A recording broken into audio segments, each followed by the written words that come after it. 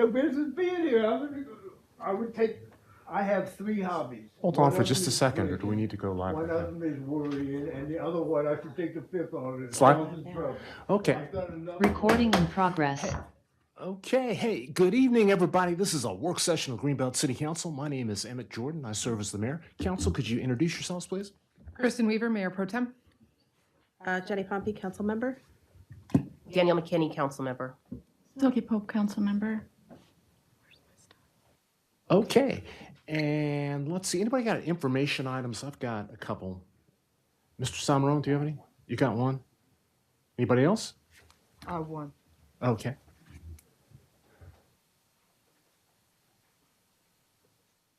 So we hold these council work sessions on Mondays and Wednesdays several times a month to exchange information with community stakeholder groups or to gather information from staff, advisory boards, residents. No votes or formal actions are taken at work sessions.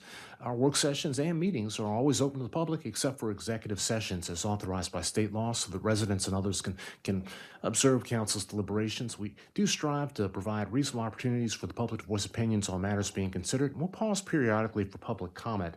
Because of the nature of the meeting tonight, we've got a lot of people that will be talking, so we'll probably pause at some point. It may be 45 minutes, 30 minutes into the session. So during these times, if you are online or if you are in the room and you're a member of the public and you wish to speak, if you raise your hand, once you're recognized, you can go over to the podium. You need to state your name and where you live in Greenbelt, more or less. We need that for the minutes. If you're online on Zoom, you can raise your virtual hand. And after being recognized, once again, you need to state your name and where you live, more or less, in Greenbelt. And if you are tuned in on cable TV or on Facebook Live or YouTube, you can submit a question by email. The email address is questions@greenbeltmd.gov. So, as always, in a work session, please limit your remarks three minutes and speak on one topic related to the question under consideration. And we ask that you avoid questioning the motives of others. And in general, we ask that you be civil in your remarks. So, this is a very special work session tonight. We're talking with members of our advisory boards. And in Greenbelt, our advisory boards play a very, very important role in our meetings and activities, the day-to-day activities of City Council. So it is a unique thing, the number of advisory boards. So the individuals serving on Greenbelt's boards and committees provide an invaluable service to the city. Their advice and expertise on a wide range of topics assist the City Council in decision-making. Since the first residents began organizing in 1937, Greenbelt has been a city of volunteers. It relies heavily on its citizens, its residents, and it's always been blessed with an active, educated, and interested population. It's an effective involvement of residents that keeps Greenbelt a very, very special and unique place to live. So each of our advisory boards and committees has a specific statement of purpose and function. The size of each group is dictated by its duties and responsibilities, and so anyone can actually volunteer to serve on an advisory board or committee if there's an opening. There's a form that's on the city's website, and you'll see a notice in the Greenbelt News Review each week actually listing openings. So there's a brief interview with the City Council. We ask that volunteers actually visit the advisory board or committee that they are interested in serving on, and council would make the appointment at a meeting. So this is such a large and festive group, so many engaged and active people. I'm just humbled and honored, as is the rest of council, to be able to sit in front of you. So because we have a wireless mic right here, we're going to kind of pass it around the room. And what I'm going to do just initially is, if each of you chairs of the advisory boards would just state your name, the years that you served as chair, and the number of members on your committee. We'll start off with that. From there, we'll go around and I'll ask each one of you your top one or two priorities for the current year, or your top one or two accomplishments. And from there, we'll just have a conversation about what your needs may be, or suggestions that you have. So that's my proposal for how we roll today. Any comments or suggestions? Now, we got written reports from a number of the groups, which was excellent. But still, I think because we have a couple of new council members here at the table, we want to make sure that they know you and we know each other. So why don't you start? Okay, I'm Janet Mirsky. I'm Chair of the Advisory Committee on Education. Oh, and your years of service, 11, 12? 11. Chair for 2. Okay, and how many people are on the committee? That's an issue. How many people should be serving? We're supposed to have 9. We Okay. have 3. Okay.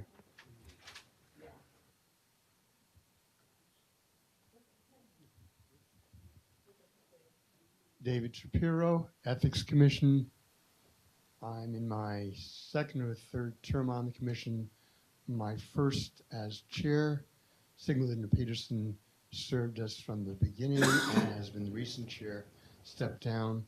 We have 4 members currently with a roster of 5. There is the distinct possibility that we will lose one more due to various personal issues. And we also see increased responsibilities coming very soon. So, Very good, very good. Just name number of years that you served and number of people who should be on the advisory board. Ben Friedman, I'm the chair of the advisory board. I've been on the board for, I think, 6 years and chair for 2. And there are 7 citizen members of the board and no vacancies.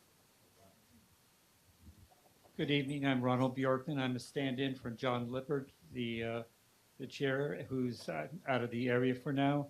And I've been on the committee for 7 years, and I have no idea for how long John has been on. I think forever.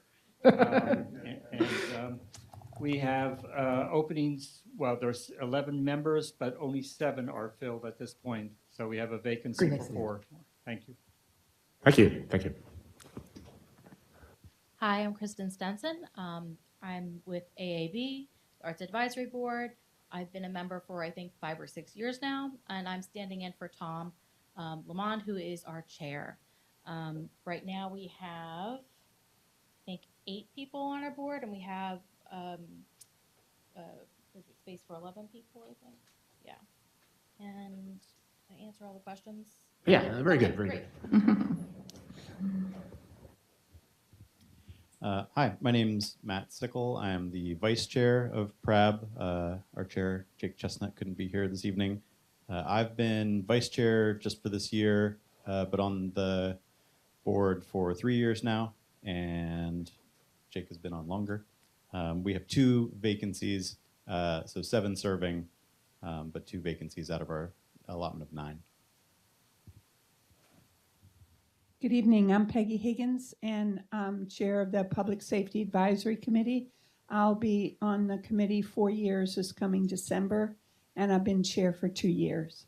And we do not, you just recently filled one of our positions, so we do not have any current vacancies. Yay.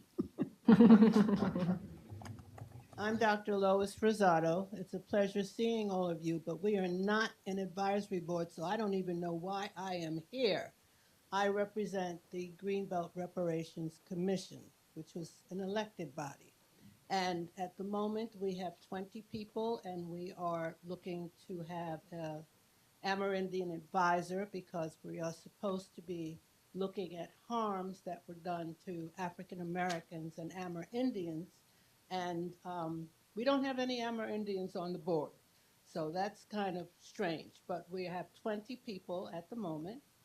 And I've been serving since we were appointed in 2023. And we had a person recently resign, which is why we are seeking an Amerindian to fulfill that. So you'll have to explain to me why I'm here. Thank you. Well, because we love you and we love the work that you're doing. I mean, that was easy. I'm Bob Rudd. I'm the chairman of the Employee Relations Board. I've been chairman for about a year, vice chairman for 2 years before that, and this is my 3rd term for 11 years. We have 4 members needing 5. Brian Bruns, Forest Preserve Advisory Board. been on the board, I think, 6 years. Became co-chair last year. We have 8 members serving on the board and 1 vacancy. Hello, my name is Mary Wade. I am the chair for the Senior Citizen Advisory Committee. I've been the chair for 1 year. I've been on the committee for 4 years. And we have, I think, 9 positions of the 11 filled at this time. Okay. Well, very, very impressive. You know, my math, I wasn't able to add up all the years of service, but just listening to all those years, Council, what do you think? Was that about 70? And we've got a couple of people online as well. We have. There's Steve Skolnick. Steve, are you there? There he is. Yes, I managed to unmute myself. Thank you, Mayor and City Council. It's nice to see you all. I have chaired the Board of Appeals since before, well, when it was created. I was the original chair and still am. 25 maybe? It's a good question. Yeah, we are a 3-member board, and we serve at the pleasure of Terry Ruby, their director of planning, and we do have 3 members at the moment. However, 1 member is desirous of leaving us, so we are in the business of looking for a replacement for that person. Anything else you would like to ask? That's all for now. That's a beautiful logo. Is that your backyard there? Beautiful. No, that is the National Arboretum in the spring, the azalea hills. Should have known that. And Charles Jackman, are you there? Yes, I'm here. Can you hear me? Yes, I can. Okay, great. I'm on the advisory committee on trees, and I've been on the committee for 24 years, and I've actually been chair of that length of time. The committee is comprised of 3 members, and we currently just have 2 members, so we do have a vacancy. Oh, okay. See anybody else online? Yeah, what an amazing group of people, and with the 2 of you, it's pushed. We've got over 100 years of experience in this room, just working on these advisory boards and committees, and that's just amazing. So just to kind of move things along, I think this is going to move along pretty quickly. But the next question, I want to circle around and just quickly, if each of you can talk about the 1 or 2 accomplishments, just the top accomplishment of this year, maybe 2. And the second question, just the top 1 or 2 priorities for the coming year. So let's start over here again, Janet. And you can stand up there if you want, or it might be easier just to pass the microphone around.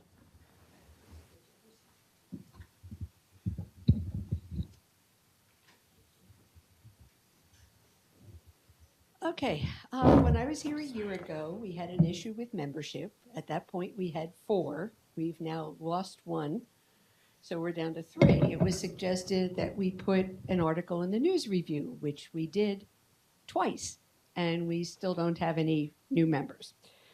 It was suggested also last year that we meet with the 4 cities and possibly meet with the superintendent. I connected with College Park. We had a very nice Zoom meeting, both sides getting new ideas of things we have to look at. One city doesn't have an education committee, and the other one was saying, when you get the superintendent, let me know. So we tried. Our normal activities for the year, we start off by marching in the Labor Day Parade. We have the award winners, the educators and the students from the previous years marching with us. We'll be doing that again. Come spring, we will give out these educator and student awards again. It's a lovely event hosted by the City Council. And we did our grants again this year. However, only 1 school got the grant application in on time. So since we had the extra funds, we collaborated with the Greenbelt Cinema and offered the schools field trips to the cinemas, and that actually was very well received. but we're hoping to go back to the block grants. Very good. Sounds like you've been busy. Council, do you want to just keep going around to each, or do you want to ask questions? I think it might be faster to just move around. What's your will, Council? Well, I think because we have so many chairs present, so I think it might be easier if someone has a question now, maybe to ask. Otherwise, you're going to forget Yeah, what you want to rather than ask. having to pass the microphone back. Right. Okay. So, Well, here's a question. So with the Ms. Pope, why don't you go ahead? yeah, it's not such a question, but a comment about the visits, the field trips to the movie theater. It's really great, and the kids are very excited. And I know that 2 groups from Spring Hill Lake were able to go last year, and they really enjoyed it. They had no clue, that there was a theater, and it was just a wonderful experience for them. And so I want to thank you. That was really a brilliant idea. Thank you. Thank you. And I have a suggestion. I think, the idea of having a liaison from each of the schools is a great idea. And it's kind of worked in the past. I think maybe reaching out, given the time of year, this is a good time to actually reach out to each of the PTAs or PTSAs and actually suggest, put it in their heads that they are obligated to provide a liaison to the city. And that way, even though they're not really obligated to do that, but Unfortunately, there are more schools than we have members. So yes, we have done that in the past when we had enough people to cover all the schools, but we just don't have enough to cover them right now. So perhaps if the city wrote a letter to each of the PTAs or PTSAs and asked them to assign a member to interview for ACE, that we might come up with 2 or 3 more. Do you think that might be Really helpful? good. Well, we could try that, yeah. Okay. Also, it would be nice to have Dr. House come out and talk to the city council. I don't think he hasn't really come out to council. It was about 2 years ago last time he did, so. Superintendent House, he was Yes. here earlier this year. Was it this year? Or was it Yeah. last year?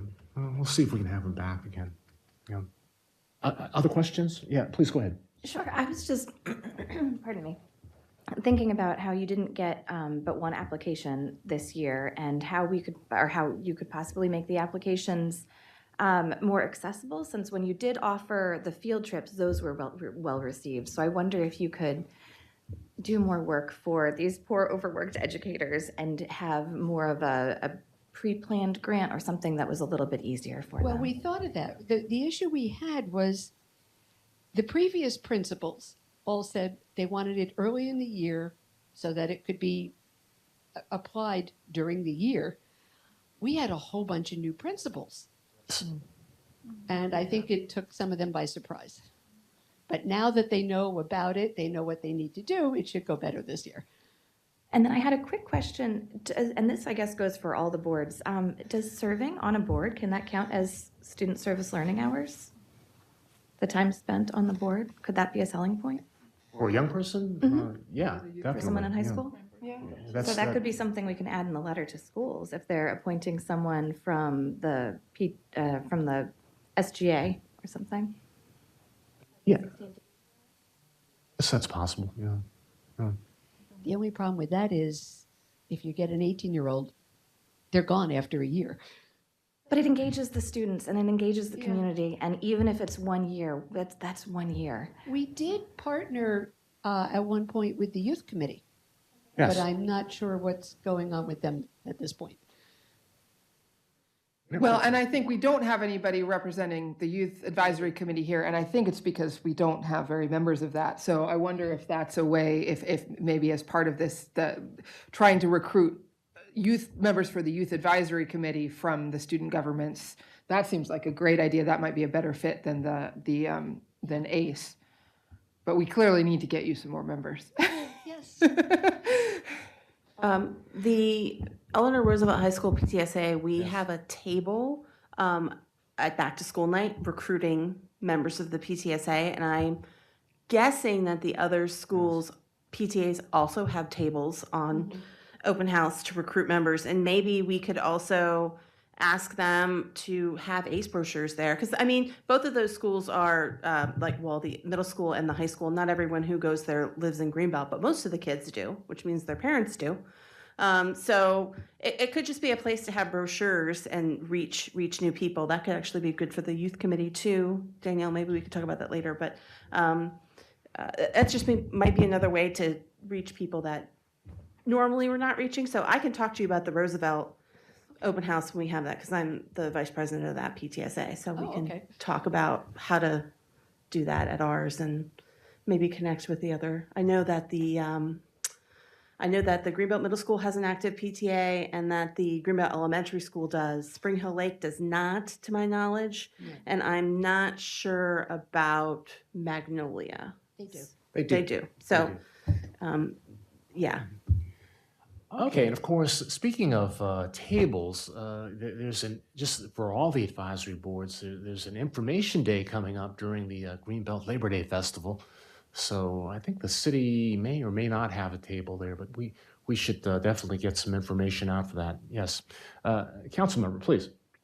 Just to add on to that, so City Council will have a table so that we may be able to put some information about our advisory board. So maybe get that information out during the Labor Day Festival. So that might be a way to connect with people.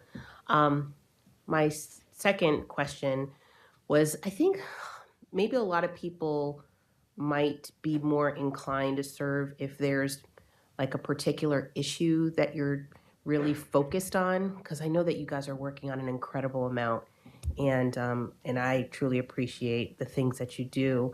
And I'm thinking, you know, is there one particular topic in general, maybe this year, that you could say, you know what, this is really a cause or something that we can get behind that's related to our particular committee, and then maybe you can bring people in that way. Not sure if you have a pulse on that yet. No, but we were going to tailor the grants with a suggestion of what they could be used for. We were thinking perhaps literacy as a guideline for the grants. Something like that. Okay, thank you.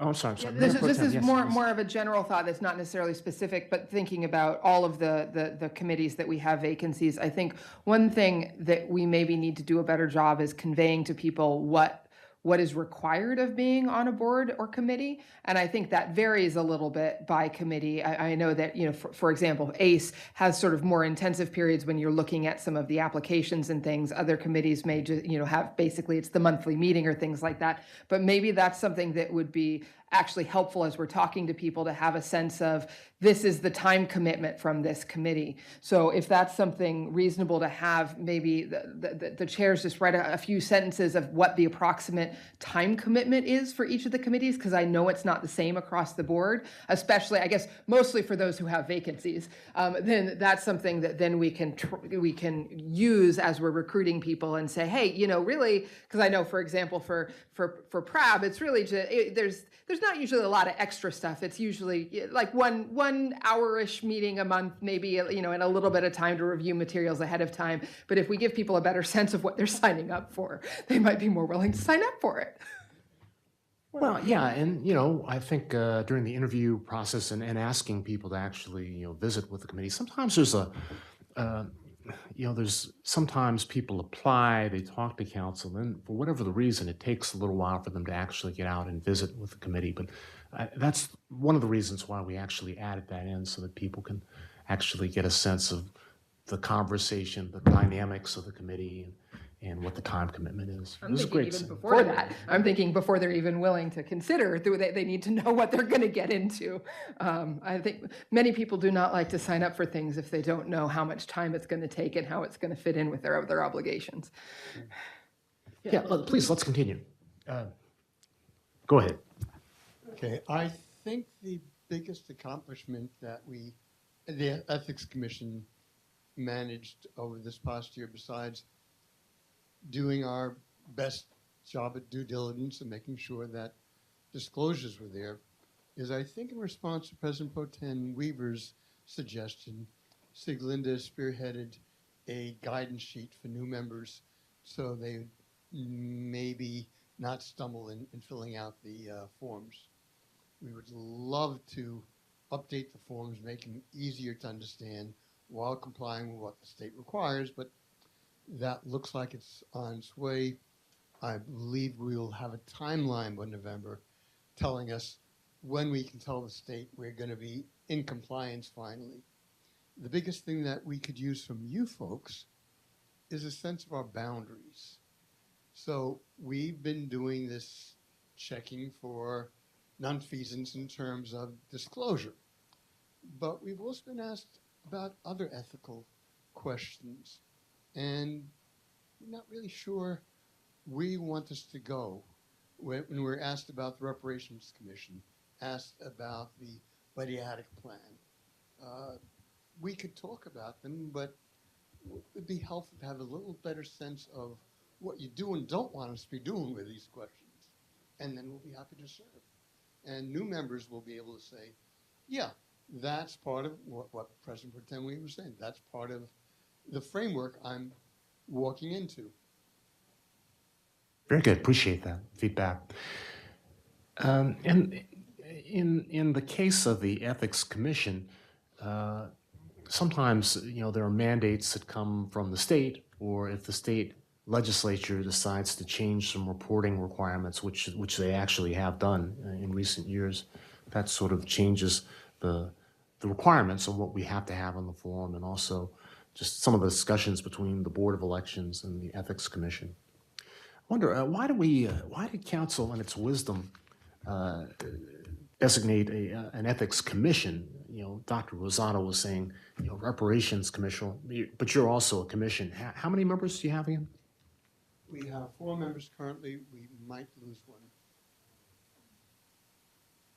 after long service. Any other questions? We'll roster of 5. Yeah, please go ahead. Yeah. This is going back to what Mayor Pro Tem was talking about, but if for me personally, when talking to people at Information Day, I would love if anyone who wanted a pamphlet from their group to be there, please get them to us, along with, I would love these 5 questions. The vacancies you have, what is required of the job, which includes when you meet, what the meat is of what you do, what the fun thing is that you do, like if you have a gala or like a dinner or something. I think that's fun for people to know. And then also what the hard season is. So some of you are spring has a hard season, some of you don't have a hard season. But just so when we're talking to people, we have kind of those quick and dirty bullets to give them. Please and thanks, if you want me to. I would love to have enough information that the Ethics Commission can provide that. I'm sure that other members would be willing to work up something if we knew what are our boundaries and how much time and so forth.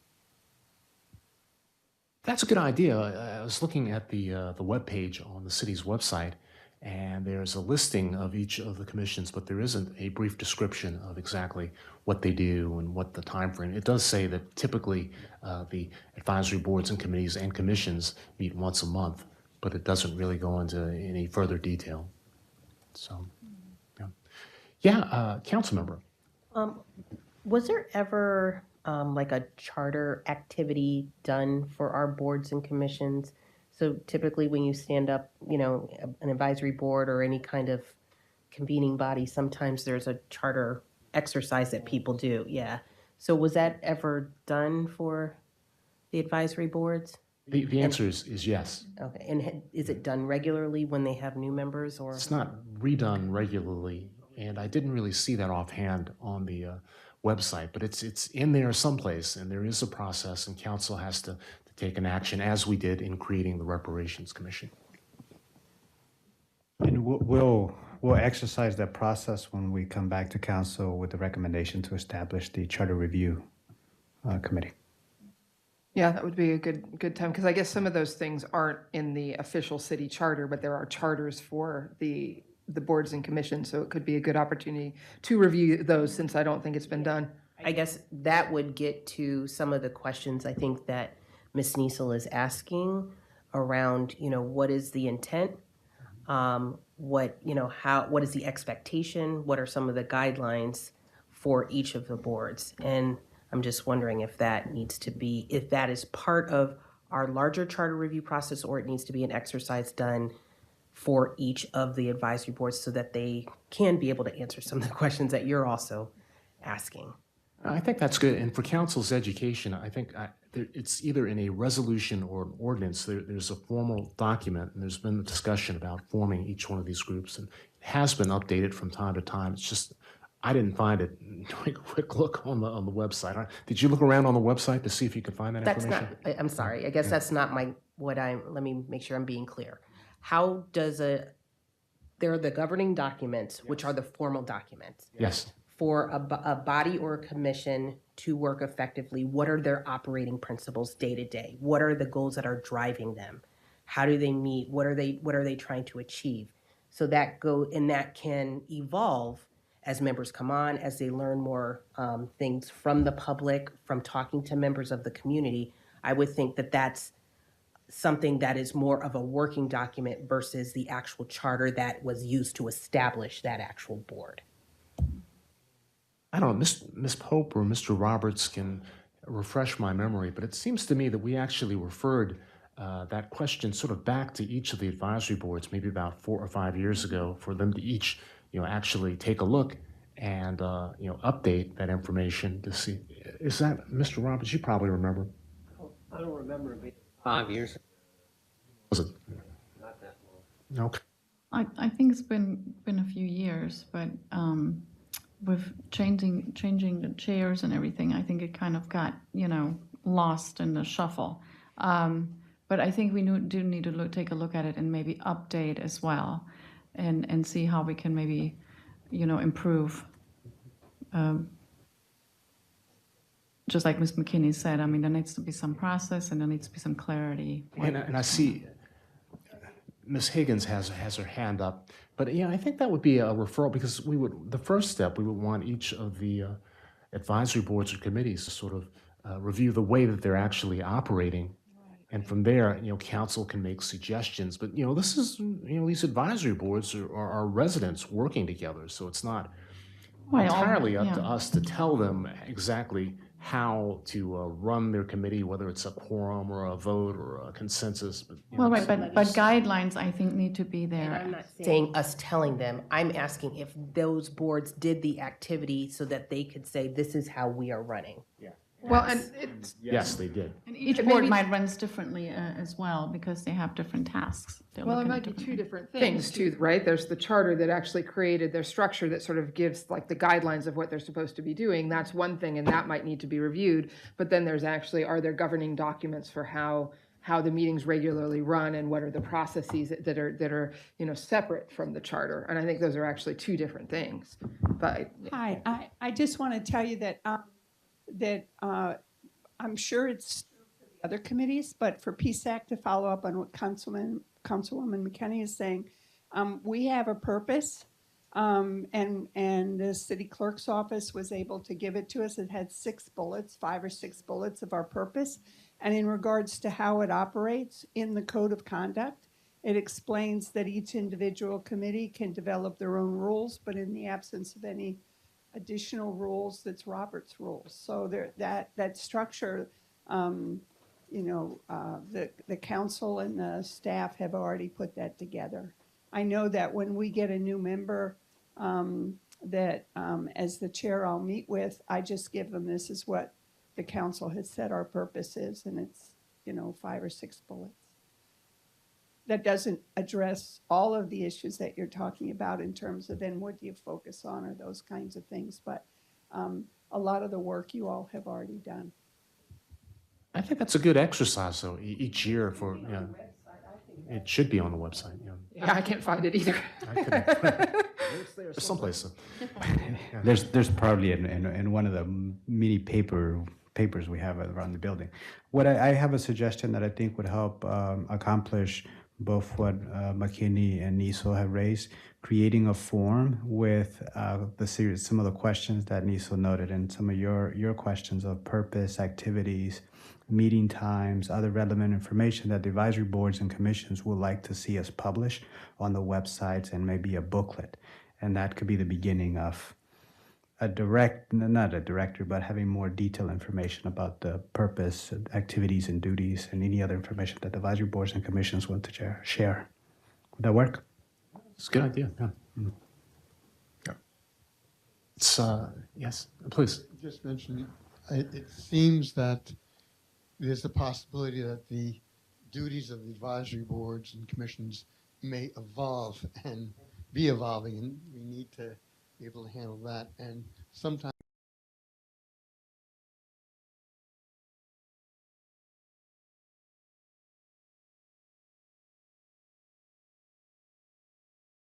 sure we're doing it kosher, and without that, we can't do that.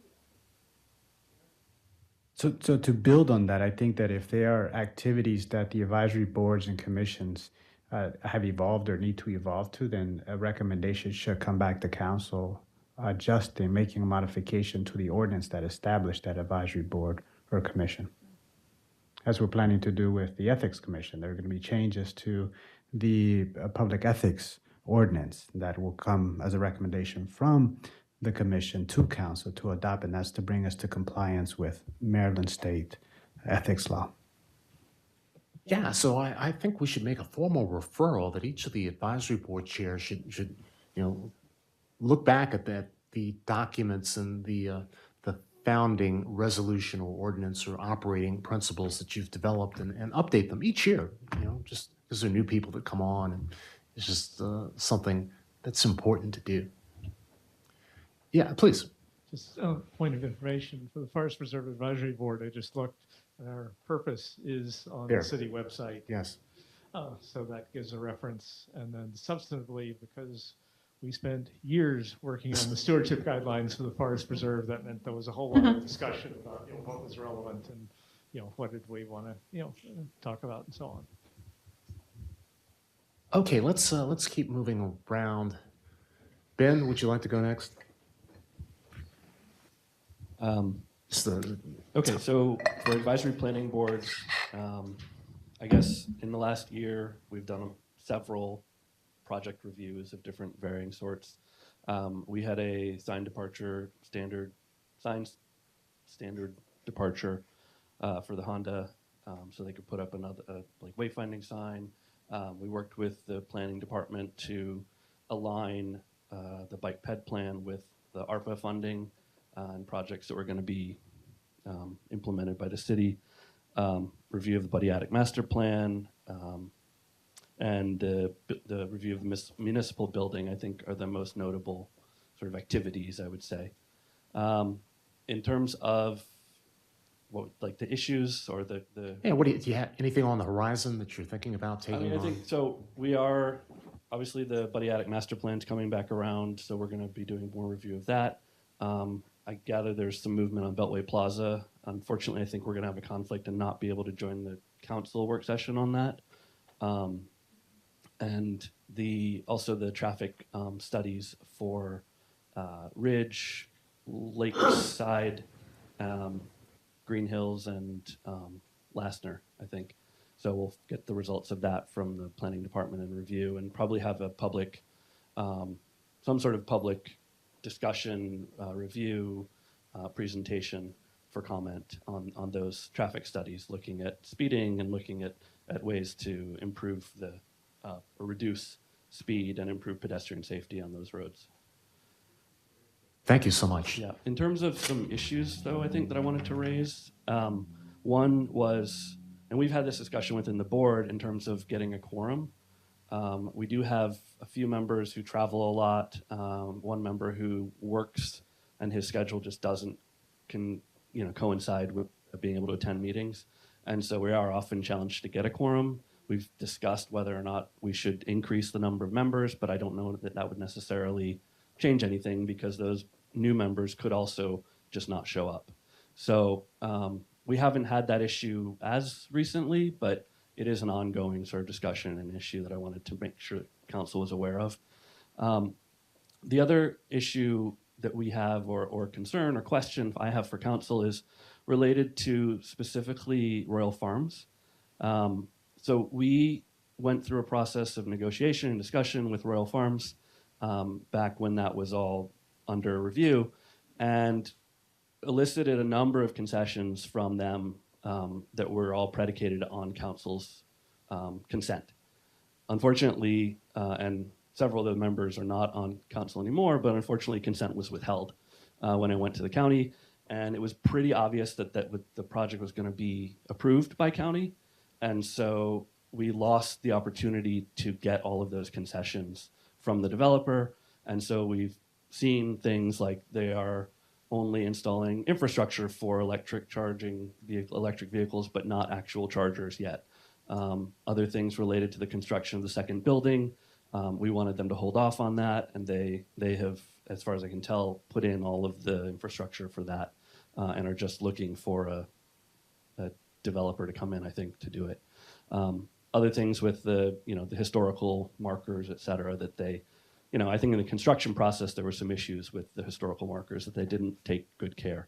So I guess I wanted some guidance from council on how we could maybe ensure that we are negotiating in good faith and in alignment with council when we are doing these development reviews with anybody who's coming in front of us, and when we have a negotiation of a sort that they agree to things that are dependent upon then council approving, and obviously we are not empowered to commit council to anything per se, but we are empowered to sort of advise in those situations and have those discussions with the developers on behalf of council. So, Hey, long story short, we don't have the final approval on planning and zoning initiatives. So when APB, or really when any other advisory board makes a recommendation to council, council has the final decision as to whether or not we support that recommendation or take another path. And in that situation, council, in its wisdom, decided to oppose the recommendation from APB, which was to support. When we support a proposal, or support it with an amendment, then our concessions and the things that we negotiate for are a part of the record as it moves forward.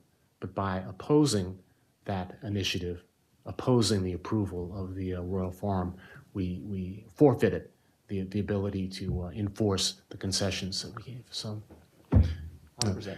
But that question, we get recommendations from all the advisory boards, and it's council's discretion. It's usually a vote. It is a vote to take an action at a council meeting to accept a recommendation. So we don't always agree. We usually do. Sometimes we don't. So. Okay, thanks.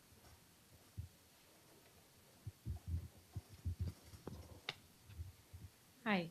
Okay, so some of our highlights of the year is we do a mixer, and that was very well received. We had a lot of attendees, and basically what these mixers are, you guys give us an allotted amount to spend so we can have our arts organizations come and meet and talk about, some of their goals or challenges, and it really gives them a time and a place to meet to be able to talk about this kind of stuff, which they ordinarily wouldn't be able to do. We also do another one later in the year, which is kind of all of the mixers are open to everyone, but we have one that's a little bit more targeted and one that is open to everyone. We also, we fielded arts-related questions and issues in Greenbelt, providing feedback to City Council. The major one was asking for more funding for public art. And in the past, we've done requests for space allocation for art programs, community signage and wayfinding, and community lighting. And we just want to increase the recognition of what we do among arts organizations in Greenbelt. And we have been working on trying to get more members. And let's see, we had like an info booth during the the open house. And that was actually very successful. We got a new member, which is great. So we're kind of planning on doing that again. And we do need to create a pamphlet. So, yeah. Yeah, and your staff advisor is Nicole DeWall, is that correct? No, it's Amanda Larson. The Larson, okay, very, very good. Yeah, that idea of open house, I think last year or 2 years ago, we talked about maybe the city at some time during the year having like an open house maybe here in council chambers or in the community center, and just sort of like a recruitment, find out a little bit about the advisory boards. And that's a way of just drawing more people, and maybe that's something we can try and do. Barbara, did I leave anything out? Okay. Yes, hi. Again, a representative from the Advisory Committee on Environmental Sustainability, or better known as Green Aces. And some of the things we've done last year or within the year, we've staged a second EV event that was at Beltway Plaza and almost 11 months ago. There were 14 electric vehicles that were on display. So what we're trying to do is encourage people to at least look at the option of investing in the green vehicles. We purchased more than 600 reusable bags to supplement and to complement the plastic bag initiative, both by the county as well as the city here. We requested the city council to send a letter of support for the beverage container recycling and refund and litter reduction program that was brought to the state legislature in the spring. We tabled at the Green Man Festival. The Green Team Energy researched and developed a report on the use of biodiesel recommendations for the city to help the city transition to biodiesel and eventually into battery-powered vehicles. We're working on developing a report to modify the city's mowing practices in order to reduce harm to pollinators. And coming along in September 22nd, coming up in just about a month, we're having another EV event. That'll be in the Greenbelt Library parking lot. Okay. Okay, thank you so much. You're a staff liaison, Luisa Robles. Luisa. Yeah. Luisa yes, Robles. yes, Yeah, Luisa yeah. Robles. Hey, thank you for your work on just helping us move through the bag ban proposal.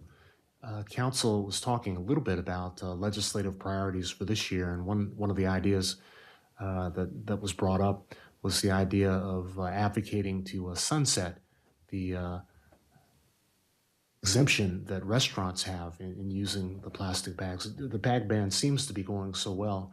I think that's something that we are going to push for. Also, it suggested the idea of the gas-powered blowers, trying to ban those, couple of ideas. Yes? Well, one big accomplishment that was is helping with the Sustainable Maryland application.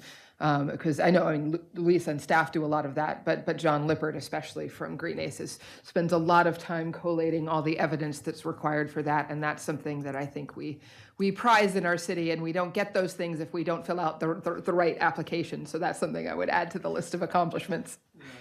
For the year 2023, Greenbelt was top in the top city in the state, so we should be very proud of ourselves. We are. Mr. Sickle, you want to go next? Yes, Matt Sickle, PRAB Vice Chair again. I'd say of all the accomplishments of PRAB in the past year, probably guiding the one that's most important is one that isn't yet complete, which is guiding the Buddy Attic Master Plan through to completion, which we hope happens by the end of the year. Both helping the city to write and edit the RFP for the contractor, and then once the contractor, the design firm was selected, really walking through the process of the master planning effort with them step by step, edit by edit, has been probably the most significant use of our time this year. And so that transitions to the requests. We'd really love to see the result of that public process be quick implementation of whatever the first phases of the plan are, so that the public can see that they participated in a public process that yields actual physical results and not just a plan. And then after that, we have a really close and I think relationship with and a lot of confidence in our staff liaison, Greg Barta, the Director of Recreation. And staff tells us that one thing that's limiting them right now in their ability to do good programming across the city is a lack of indoor space in Greenbelt East and West.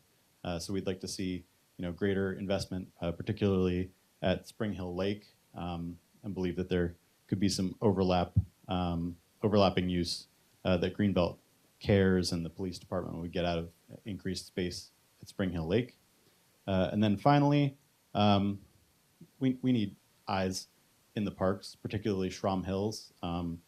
Parks, both Greenbelt local parks and the national park, have been places of conspicuous violence in the last year. And so, increasing ranger presence, particularly at Schramm Hills, is important to us so that Greenbelters can feel safe in their parks. Thank you very much. Thank you. Questions? Hey, Mary Wade? Do you,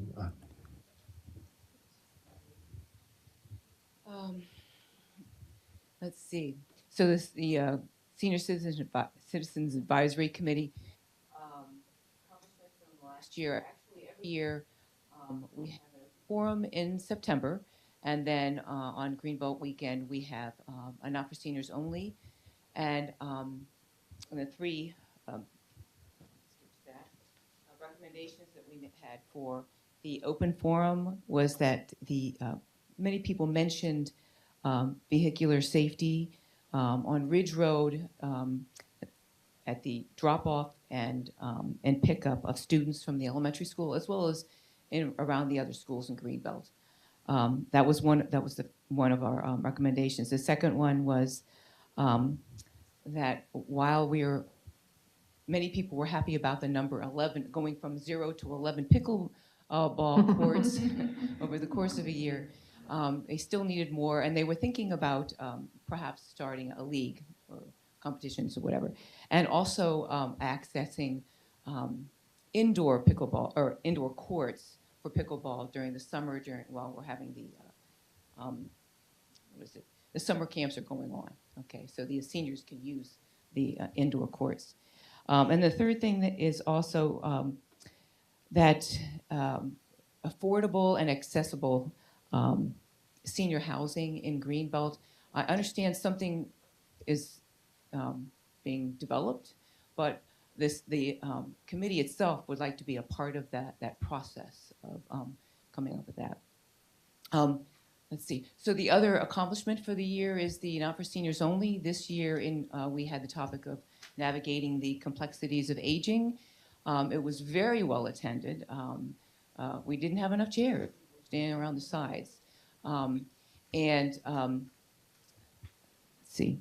The other thing that I was personally thrilled with, we've been handing out evaluation forms and to kind of find out which parts of Greenbelt are being represented at these two events.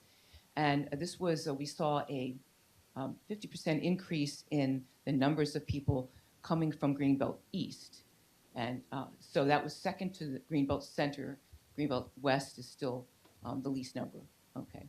So we're also seeing that word of mouth is a very good way of getting things around. And the technology, what you do, I guess the city provides the texts and the emails letting us know what's going on. Okay. Did I get everything? Needs. We have in the past year, actually, we've added one member to our committee. I understand there's somebody else that will be coming on Tuesday to our next meeting, and we're hoping to add another person. So we would really like to see ideas for how to get younger people on the committee. I know it says senior citizen, but it's nice to get feedback from our younger group, or have younger members in the residents help out. So I think that's it. Yeah, that's very good. You're the liaison. Is it Crystal Beatty, or who's your staff liaison?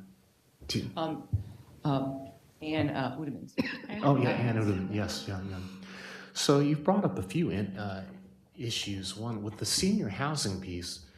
You know, these proposals come from developers through the planning department, through APB, Advisory Planning Board, and some of them filter up to council.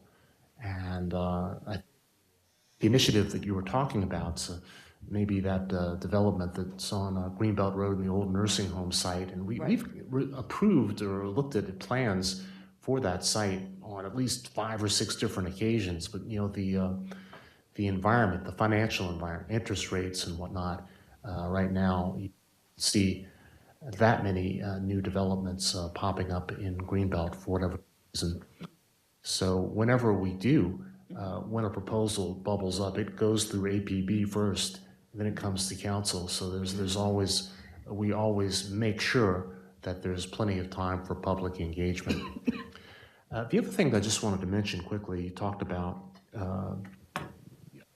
getting young people. I think we had at one time we actually had a youth liaison working with SAC, I guess it is. SCAC. Okay. But another thing, just in general, for all the advisory boards, council is trying out something new this Monday. We're going to begin doing the advisory board interviews, trying to cluster them all on one day, maybe once or twice a month. And we're also, just for the first time, actually doing them virtually as an option, and we'll see how that works out. Yeah, Mr. Roberts. Well, I just wanted to say that really I think the best opportunity we've had to increase the senior housing in Greenbelt lately was and it still is, I believe, is the high-rise down by the lake, because as you know, that went through some big changes with the owner not taking care of the place and getting thrown out. And so I think the ownership is still up in the air, right? So that would be an opportunity for the city to partner with HUD and actually acquire that building. And that's 100 units that we could use for senior housing, real affordable senior housing. In my opinion, you're not going to get developers to build affordable senior housing. If you want senior housing for, wealthy seniors, yeah, they'll help you out there, but I don't think you can count on developers to build affordable stuff. And having that building there by the lake, that could truly be an affordable housing place for Greenbelters. And it's a nice building. It sounds like a possibility, but what we were interested in is if we could be a part of that process. Yeah. Okay, included in it. If I just, for your information, about 20 some years ago, well, probably closer to 30 years ago, there was a senior group in town that was pushing for more housing.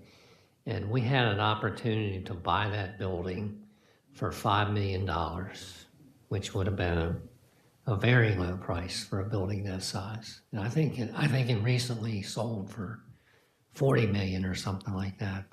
But if we partnered with HUD, I think we could do a lot better job, because that's what we did with Green Ridge. That was a partnership with HUD, and we own the building.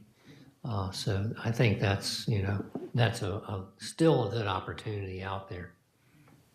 Thank you. There's some opportunities out there just to kind of manage expectations. The Lakeside North.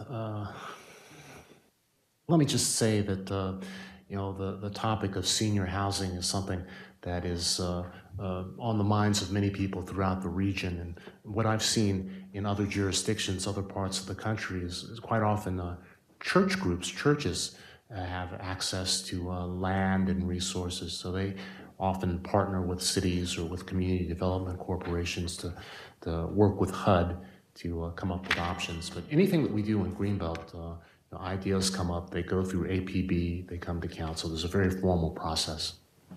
Yeah, please. Well, I think in some of the discussions with there have been a few iterations of the plans for the Beltway Plaza redevelopment, but some of them at least did include some senior housing. I think they went back and forth with some different things, and I don't remember where it landed, but I guess that's a good question to ask at the work session we have with them, because I think it had that at some points, and then at other iterations of the plan it didn't. So that's something we can definitely bring up. And I believe that work session is it the 16th of September, I think? 18th of September? Yeah, one of those days, like there. Thank you. Yeah, and just to put a pinpoint in that, council always asked about affordable housing or senior housing whenever someone comes to us with a development. And there's that same thing through the advisory planning board and through the city. If we negotiate, we ask, we try and get as much as we possibly can. If we support something or support it with an amendment, then the planning board, the county planning board, may take those conditions into consideration. If we oppose it, they don't necessarily have to do that. Ms. Pope? Yeah, and the development you're talking about is supposed to be a development 55 and over. Yeah. So geared towards, our our age group. It's really not very senior, but Not very. It's not senior housing, but it's of course there are going to be some accommodations. I'm sure how it's built and yeah. well, let's keep moving. Yes. Okay, what I'm going to do is share an update because one of the things that the Reparations Commission did not have at our work session was a definition that we all agreed to about what are reparations. So in the work that is being done by the Greenbelt Reparations Commission, approved in 2021, reparations is a process of repairing and healing from harms that have been unjustly inflicted on African Americans and American Indians by government laws, policies, and practices of sectors that benefited from the injustices, such as banks, corporations, insurers, educational institutions, health systems, and religious groups. So that is our working definition that we have all agreed to. The other thing that's happening with the Reparations Commission is that I hope you all can approve the postcard. We need $750 because we plan to have it at our information table on Information Day. So we will be all out there doing that. We have a plan for a program in October in which we will be having presentations so people can get a further understanding of the kind of work that we're doing and why we're doing it. And I think those are the updates from the last time we presented at the City Council. yeah, very good. Thank you. Hey, just in general, you've got two groups sort of working. There's a sort of group working on policy, and how's that going in? We have three committees. Okay. We have a policy research committee. And Right. what the policy research committee does, subcommittee, is actually look at reparations all across the country, because this is just not Right. in Greenbelt, it's going on all over the country. So they're looking at what were the results of these groups, what have these groups learned, is there anything that we can use? The Historical Research Committee, we have a document of 500 pages, but that document needs additional researchers, it needs African American readers, and it needs Amerindian readers, so that the perspective of the historical information is coming from those who have been harmed. We have a community engagement and education subcommittee, and that subcommittee is planning the Information Day as well as the October presentation. Okay. Thank you. Thank you. Any questions? Okay. Let's see. I'm sorry. Ms. Pope. No, are we going to the next chair? Sure, I just want to because Mary Waite did not mention the great accomplishment that the senior advisory committee did with the new shuttle that we actually have. We were talking about that senior trips, and we didn't have the capacity to transport more than, I think at first, like 6 or 7 people to certain destinations. So out of that conversation actually came the new shuttle that I happened to run right after our meeting into Josue in the parking lot outside. But long story short, we now have a new shuttle, and we doubled the trips for our senior outings. So that was a really, really great accomplishment that came out of that committee. Thank you for reminding me. Let's see. Ms. Higgins and then Mr. Yes. Rudd. So the Public Safety Advisory Committee is doing several things. We're reviewing and discussing with the city manager the PSAC's recommendations that were identified in the March 6, 2024 memo to the council, and we're moving through that document. The council has approved PSAC to host community meetings about the dangers of radon, carbon monoxide, and preparation for weather crisis. So we're going to have 3 community meetings repeating the same information. At the Greenbrier Community Center on October 10th, the Community Center in Center Greenbelt on October 17th, and Spring Hill Lake Recreation on the 24th. And Steve Mirsky, the Education Advisory Chair, may know him. Anyway, Steve Mirsky is very knowledgeable about this, and it's really pretty alarming, the quiet dangers of radon and carbon monoxide that can be in your home. So he's done a lot of work on preparing for that, for those discussions. He put in an article in the newspaper as an individual about that, and we'll be putting in on radon a couple of months ago, and we'll be putting in one on carbon monoxide. So we're also got the information that we, as a committee, can support the city position regarding the fire department staffing issue. We have not been, we didn't meet in August, so when we meet in September, we'll talk about ways that we might be able to support council and the city in that, and the fire department. And then last, we're going to look in September to review at your directive the police department's draft license plate reader and camera general order. Okay. So that's what we're up to. Busy.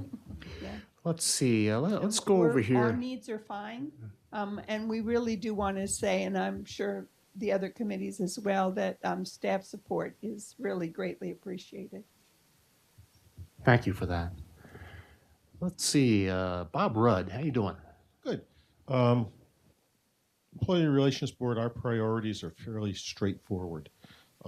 It's always to be fairness to everyone involved, whether it's the city or the employees, according to the guidelines and charter we work under. Continued emphasis on the city maintaining and updating its employees' procedures manual and distributing same to all employees, with particular emphasis on new employees being fully informed when hired. That's a seemingly continual issue. And finally, just personally, all of us maintaining the highest ethical standards because of the responsibilities we have for being with highly sensitive and personal issues. That's pretty much it. Straightforward. Okay, that's very straightforward. Any questions? Okay. Hey, Rick Ransom.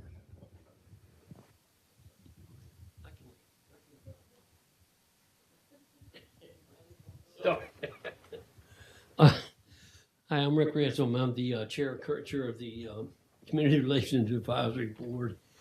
And we have recently completed work on an initiative to place signs beginning in Buddy-Attic Park and perhaps also in Shram Hills, and then maybe branching out to the other parts of the city, Spring Hill Lake Center and so forth, to have welcome signs that are in multiple language. We sent it up to council, and I think they are going to refer that to the Arts Committee, and others. Yeah, we pretty much finished work on that. We always want to start again, but the thing we're currently working on, and I need to get some support from my fellow committee members. We are supporting a movie called Join or Die. I'm not quite sure I would name it that. I'm not crazy about the word die, but it's called Join or Die. And it's a movie about volunteering. And basically the premise of the movie is if you don't volunteer and people quit volunteering, cities the size of Greenbelt and so forth will essentially socially die because there is no way for social contact to people to get together and do things as a group. So that's the concept of the movie. Our current number one thing is to try and get people to come and see this movie. I think it's going to be shown on the 15th of September. I may have that date wrong. I'm working with Caitlin McGrath. It is a national showing. We thought we were going to have to rent the auditorium and all this stuff. She said, no, they're already going to show it because it's a national thing everywhere. But people are having problems getting volunteers. So the idea is to get people to that. We don't know yet if we're going to have a panel discussion. I think we will. We're still putting that together. So the first step in that is at the Labor Day Festival, we're going to have a table.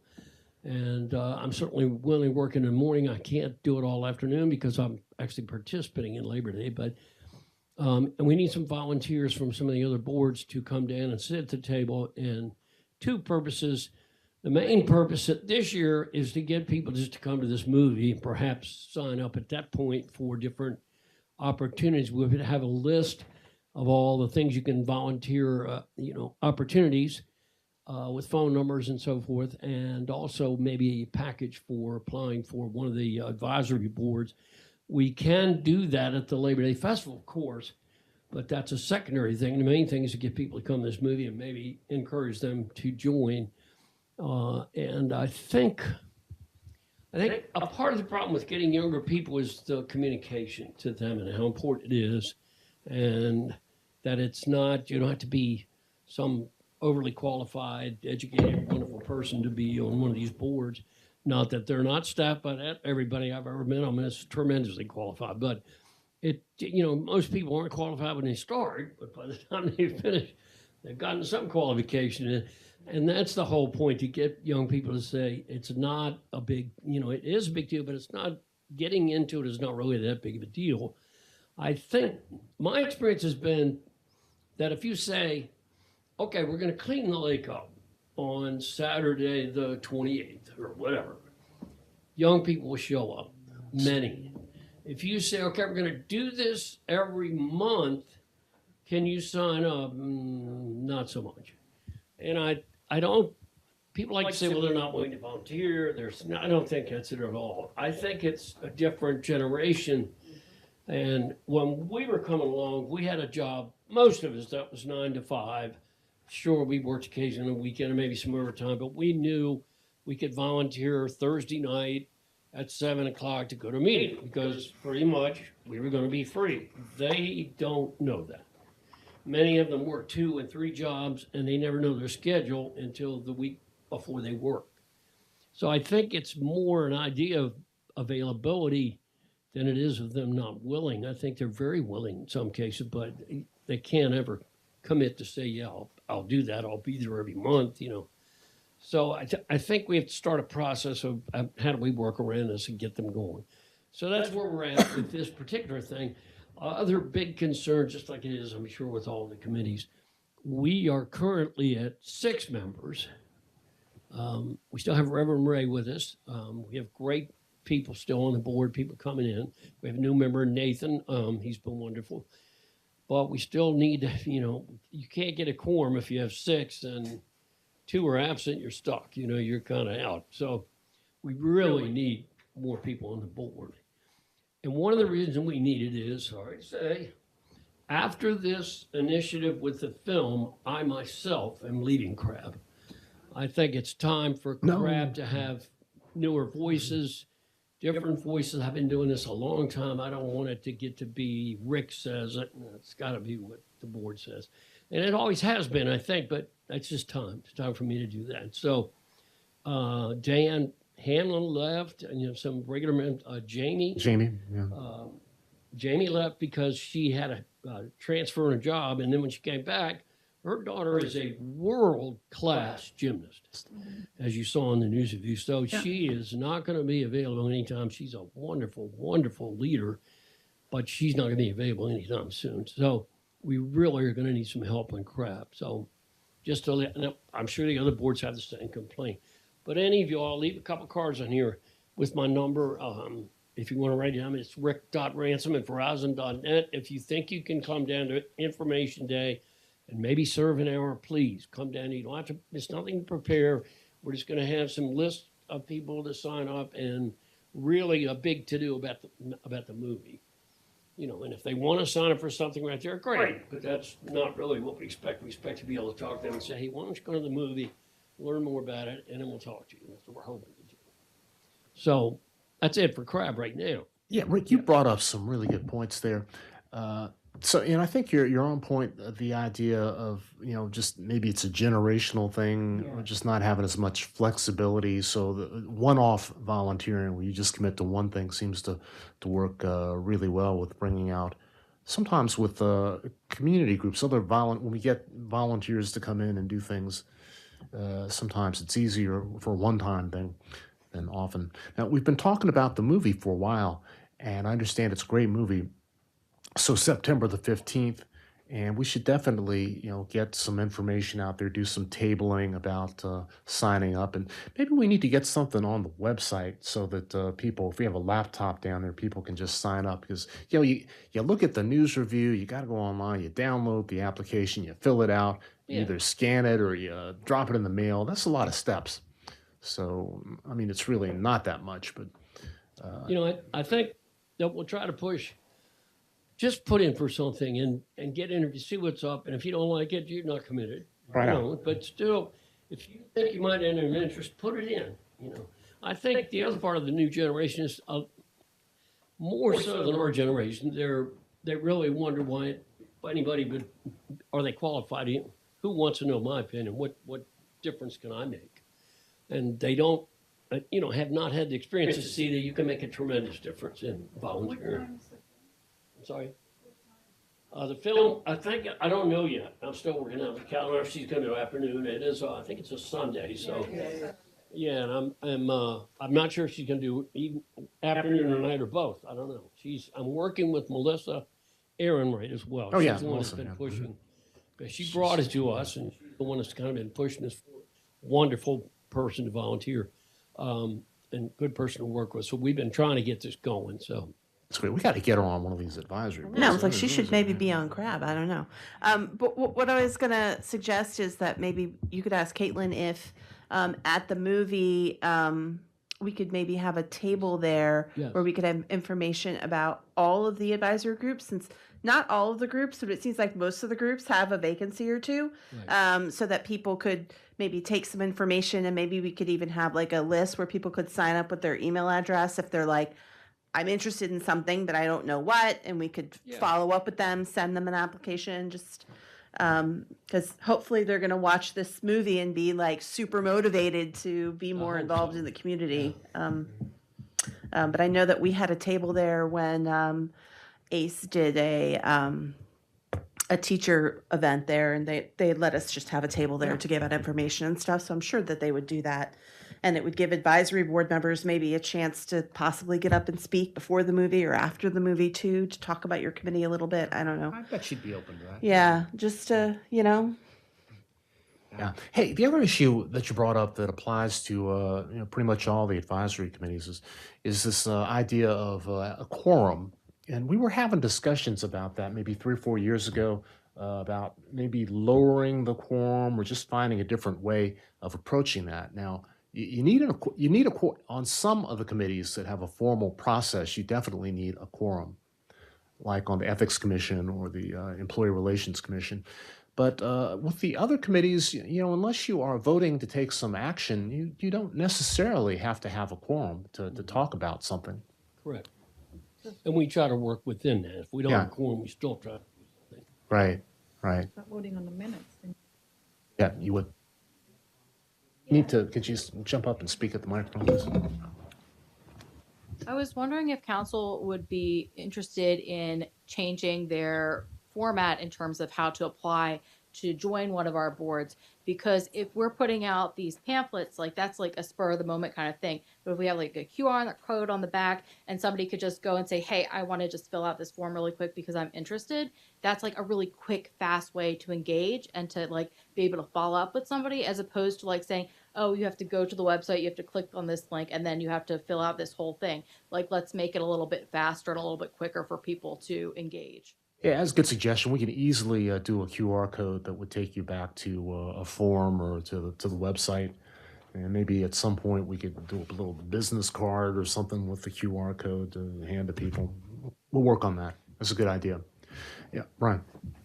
Okay, for Forest Preserve Advisory Board, in terms of accomplishments, one of the big things we've done is rerouted some trails in the North Woods. So a couple of trails that were very eroded, and so changed that to trails with a better slope that won't be susceptible to erosion. And that was done as an Eagle Scout project, and we got a great turnout.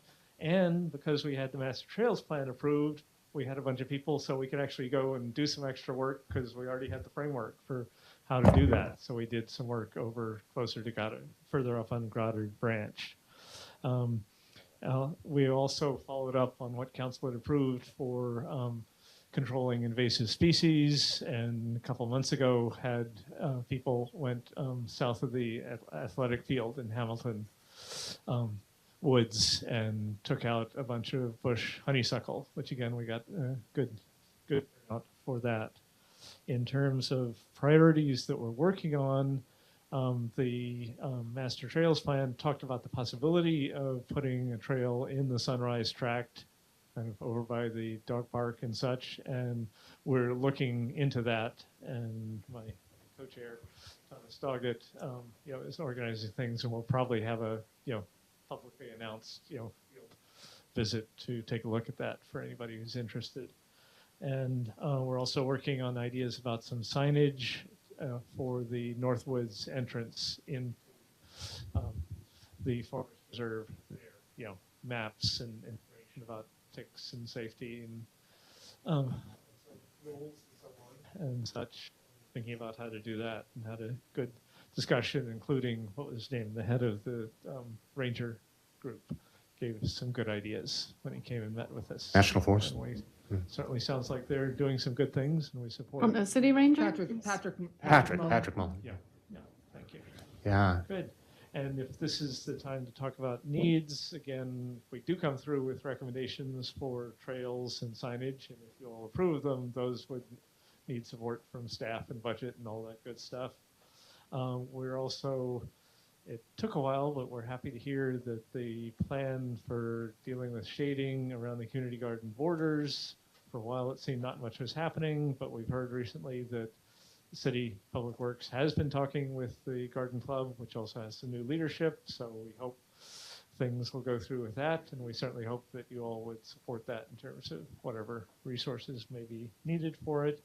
And then the other thing, just to kind of have on the agenda in terms of possibilities, is we appreciate that the council put the Greenbrier tract in East Greenbelt into the Forest Reserve. And if there were an opportunity to do something in West Greenbelt, that would be great.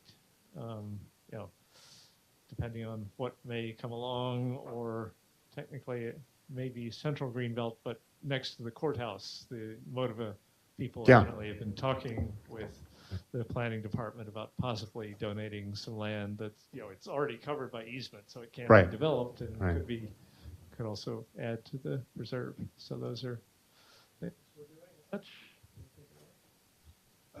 I think you had mentioned the national park. I think we had it on our radar to talk to the national park rangers as well. It's good. I think they may have some new or not so new leadership there as well. So kind of building that relationship. And, they do a lot of activities, removing invasives and whatnot. And they certainly have skills and competencies, professional skill. The members of the Forest Preserve Advisory Committee are very, very skilled and very, very knowledgeable. But it's always nice to have resources. So let me just say that when you do a field trip, or if you're looking to do a working project, and this goes for all of the advisory committees, please let council know, because we I for one, I think we all enjoy knowing about things and coming out. And even though there's usually a council liaison to most of your committees, there are other times when we would like to come out and participate. It's just that if you meet on a Monday or a Wednesday, it's hard for us to do that because we're busy having work sessions and meetings and other things. So, thank you for your work. Yeah, please. Any questions? Yeah, okay. Please go ahead. Have you guys talked at all about anything about the deer population in our forest preserve? And I know that our deer population is quite large for the acreage that we have, and that can really cause some damage to our forest. So I'm just wondering if you guys have ever had any conversations about that.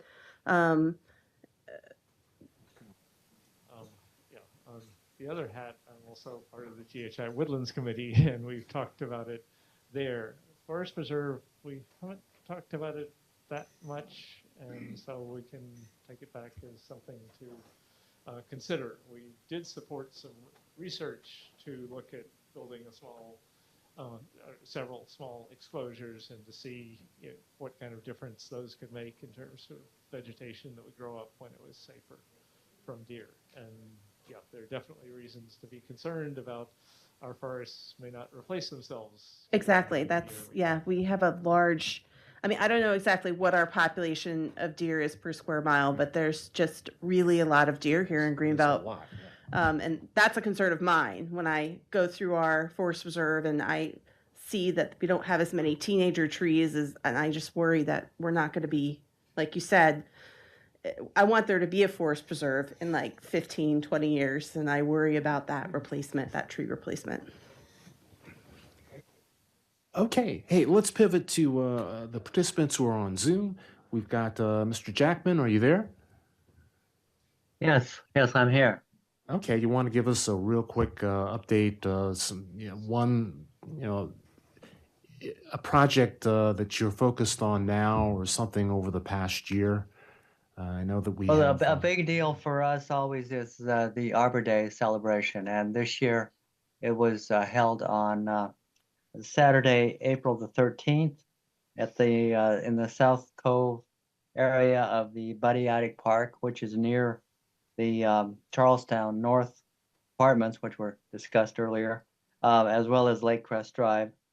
And this event included the planting of about 150 small native trees, as well as trash and litter pickup, and the removal of some invasive species. So we always enjoy that. And what we do from meeting to meeting is try to support and implement measures that continue our high tree canopy coverage, which is currently at 62%. As well as our Tree City USA recognition for the city of Greenbelt. And we do that through recommendations related to replacement trees as well as new plantings. There was a great turnout for Arbor Day last year, lots of volunteers. And it's just, some people were just kind of passing through, and they saw what we were doing, because 150 trees, that's a lot of trees. It was a joy to see everybody out there helping, and it was a pretty nice day too. So everything worked out for that. We lost a couple of, at least one championship tree over there in Shrom Hills Park 2-3 years back. So from a lightning strike, longleaf pine. Yeah, unfortunately. And the deodar cedar, which is over there in Shrom Hills, is a county champion tree, and the lightning protection was just recently put on that tree. So how does that, was that like a lightning rod or something in the ground close to it? It's that type of thing, right? A lightning rod that extends all the way up through the tree, right? It's interesting. Yeah. Okay, and you've got a vacancy, so we'll have to work on recruiting someone. You maybe have somebody in mind, or we just need to kind of go out and see if we can find some folks, maybe through an open house or through the tabling.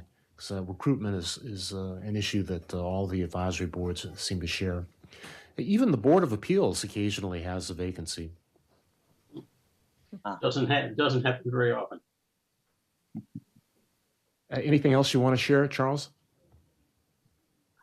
Just that right now we're taking a look at the Buddy Attic Park Master Plan and seeing how it relates to trees in the city of Greenbelt.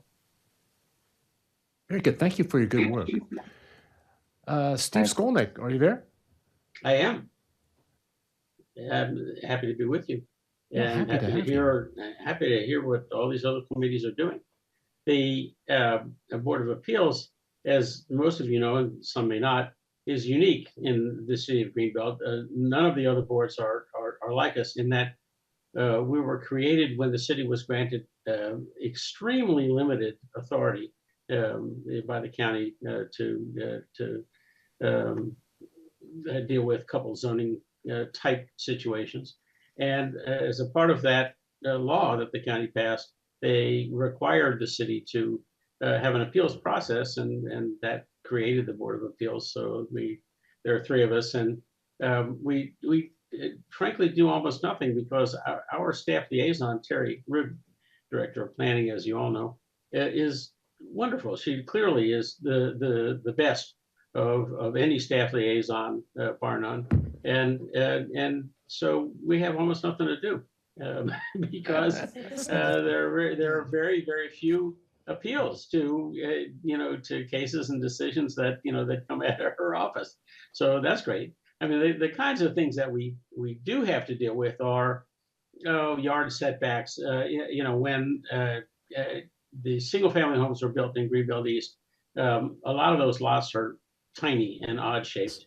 And so then people moved in and want to put a deck in the back or an addition, something like that. And it's too close to the yard line. So that's the kind of situation that the City Board of Appeals, has to deal with. Not much else, frankly. Hey, we got to find some more work for you, Steve. Put you in that life of leisure there. Well, I am busy with other things, and I actually would like to pivot and say I also have the privilege of being a member of the Green Team, and a project that we've been working on for 5 years is coming to fruition, and that is the solar project that is happening at Claggett Farm. It's nearing completion and will be complete this fall, and it will offset over half of the municipal electric bills Wow. that we have. It's a big deal. And you all are going to hear more about it because you're going to get an invitation to go down there and maybe cut a ribbon or at least, kick the tires. That's coming maybe even next month, might be October. We have to see how the weather goes. But we're excited about that. Much more excited than we are about the Board of Appeals, quite frankly. Hey, that's great news. You guys have been working on that for quite some time. It's been a long process. Long path. Hey, so with the Board of Appeals, the Employee Relations Commission, and I believe the Ethics Commission, Council passed an ordinance which changed the rules slightly, which would actually allow someone that is participating on another advisory board to serve on one of those three boards as well. Given that these boards meet so infrequently, and it's just a way of allowing people with particular expertise to actually serve on more than one board. So, hey, I guess that covers everybody pretty much. There are a lot of commonalities between the various advisory boards, committees, and commissions, but each one is unique, and there are different challenges that seem to face us all. Just the recruitment, the quorum question always comes up for a couple of the committees.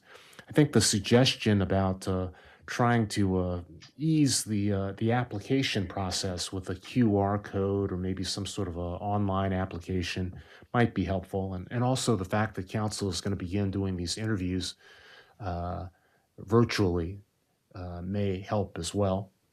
So we are open to suggestions. I think tabling, maybe doing an open house once a year, a recruitment open house for the advisory boards sort of a more informal way of finding out more about opportunities to involve. But you know, I'm just so humbled to be in this room with these volunteers, each of you as an individual and working on the. Yeah. Especially you, Dr. Rosado. No, it really is pretty amazing, and it's reflective of the way that Greenbelt works. It's all of us working together, and that's what makes Greenbelt a very special place. So I don't know if there are any additional comments or Councilman. I do. This goes back to what Mr. Friedman was talking about with the Planning Advisory Board. So obviously the Royal Farms predates many of us here, most of us here on this council. It's not about necessarily that specifically, but just generally when a development is under consideration, getting ready to go before the Planning Board, so I have clarity. The APB is empowered to negotiate covenants and other kinds of, like, I'm just wondering how that works, because I understand Mr. Friedman's point that they're working with the developers to get these concessions or covenants or whatever, and then to come to council and then have it rejected. That's just a lot of work on the part of both parties, because I've been part of that in a different city and party to that, so I know how much work goes into that, and it just concerns me, and it concerns me as a city, for our city, that if we're negotiating with developers and then we're saying, oh, sorry, we spent all this time negotiating with you and now we're out. So I have concerns about that. So I'm just trying to get clarity on it. Yeah. So no, that's not the way that it happens. Usually, a proposal goes to the planning department first, and the planning department actually analyzes the request, and they talk with the developers or the builders quite a bit. Then it moves through the advisory planning board, and they also analyze conceptual site plans, detailed site plans, and whatnot. And they talk with developers about things, but the formal negotiations really don't happen until the proposal comes to council. Although the planning board and the city manager do weigh in, and they do actually negotiate from time to time. So we get recommendations from the advisory and planning board, but historically, council does not. A majority of council has to vote in support. So while some council members, generally speaking, we do adopt the recommendations of the advisory planning board, but on some occasions, an issue will come up, and council members in their wisdom will vote against it and not go along with things. And that sort of goes for all the committees. When your advisory board or committee makes a proposal or submits a report, it usually comes to council. Council will review it and usually accept the report at a council meeting. So that does not imply an action necessarily. So we accept on a consent agenda, we would accept one of your reports. And at that time, any council member can pull the item off of the agenda, and we would discuss it at a meeting. Or council will, with the advice of the city manager or staff, will set up a work session if the issue requires quite a bit of additional discussion. We could do that, or it could come directly to a council meeting for a decision. Did I describe that correctly? That's correct. Yeah. And sometimes, issues arise when we have discussions with the developer, and I think that's what happened with the Royal Farms, because I voted against it because the traffic issue on that road was not addressed, and they were not willing. So I think that was one of them, right? Because normally, I think very rarely that we do not support the conditions that you provide, but in this case it was a little different, and so I think that's what happened. Of course, in the aftermath we think, oh man, but sometimes you have to stay with your with your own conscience and say, okay, I really can't support this because, right? Yeah, and this is going to come as a shock, but occasionally, actually pretty often, council will actually have more requirements, so they'll ask for more than APB or another committee, and that actually happens almost all the time. I think this the particular developer might. I was really bringing that up as an example Right, of right. how to move forward in the future and avoid Yeah. a situation where we do all this work, Yeah. and then Of course. council has some objections. Of course. Yeah. But I think it happens really rarely. I think this was one out of Right. Very much. since I'm on council, I don't think that ever happened. I think it happened one time. So unfortunately, and In that scenario where council, there's been a lot of work, APP puts forward a recommendation, council opposes, and then it goes to the planning, the county planning board, then they no longer have to take our negotiations, the things, the concessions that we received into account, and that's exactly what happened with Royal Farms. Mr. Roberts. Well, the fact is, the county doesn't have to listen to us, period. And that's what we should be concerned about, not whether, council supports or doesn't support, a particular development or, what the opinion of the advisory planning board is. What we should be concerned with is the fact that we live in a state, in a county, where that's the only place around where you have county council, just a few members of a county council that control all of the land use in our county. And that's not a normal thing. If you look around the country, even in the rest of the state, that's not a normal thing, and it's not a healthy thing. In my opinion, it enables corruption at the county level because they control it all. And that's what we should be concerned about, because we can change that if we want to, but we have to be willing to change that. Hey, I just want to point out And we have Montgomery to County go, also is in the so same situation. That's what I got to say about it. Ms. McKinney, please.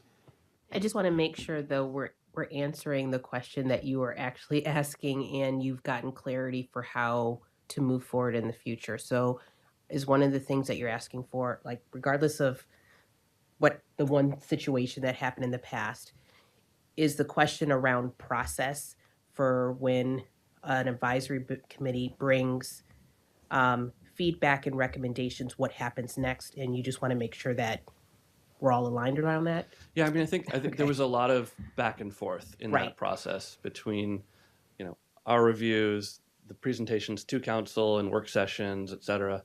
And somewhere in that process, on the various issues that we did get sort of them to concede some changes on, I think we were moving forward feeling like we were in sync with council on a lot of those things based on the discussions at work sessions, and got as much as we could out of the developer, as much as they were willing to agree to.